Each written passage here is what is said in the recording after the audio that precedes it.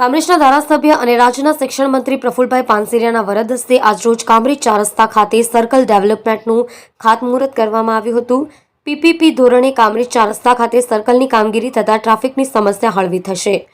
સુરત શહેરનું પ્રવેશદ્વાર એટલે કામરેજ 4 રસ્તા, પણ આ ચોકડી પર ટ્રાફિકની સમસ્યા એટલે માથાનો દુખાવો, આડેધડ વાહન પાર્કિંગ જેવી સમસ્યા તથા રોંગ સાઈડથી આવતા વાહનોને કારણે અનેક વખત અકસ્માતો પણ થાય છે। તેવામાં સ્થાનિક રહીશોની માંગ આજ રોજ પૂરી થવા જઈ રહી છે।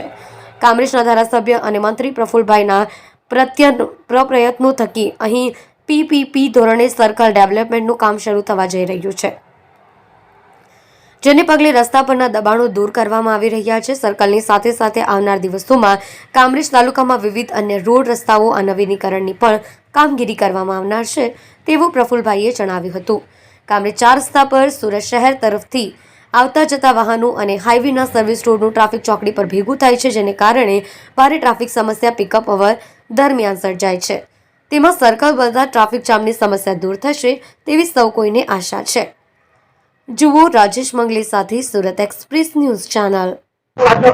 આજ રોજ કામરેજ 4 રસ્તા જે સુરતનું પ્રવેશદ્વાર છે ત્યાં સર્કલનું બનાવવાનું પીપીપી મોડેલ પર ખાતમુહૂર્ત કરવામાં આવ્યું છે। ગોપીન બિલ્ડર્સ કંપની દ્વારા આ ભવ્ય સર્કલ બ્યુટિફિકેશન સાથે બનાવી રહ્યા છે।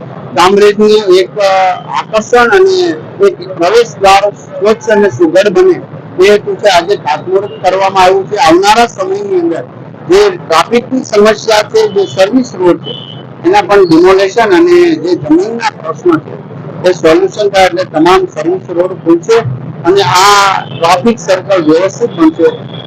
ગયા 2 મહિના પહેલા અહીંયા જે પોલીસ ચોકી વગેરેનું દબાણ હતું એ દૂર કરવાની એની શરૂઆત કરી દીધી છે। બધા જ રોડ બનશે પછી એના માર્કિંગ સાથે દબાણનો જે પ્રશ્ન છે એ પણ સોલ્યુશન કરવા માટે અમારું તંત્ર છે।